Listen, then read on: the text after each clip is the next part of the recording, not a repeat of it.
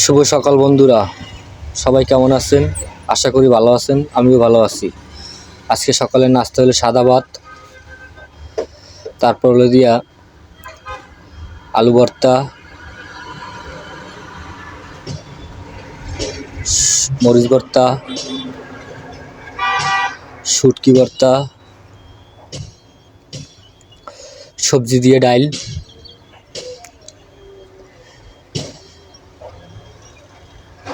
তারপর হলো স্বাদ মতো লবণ। আজকে সকালের নাস্তা। আসসালামু আলাইকুম।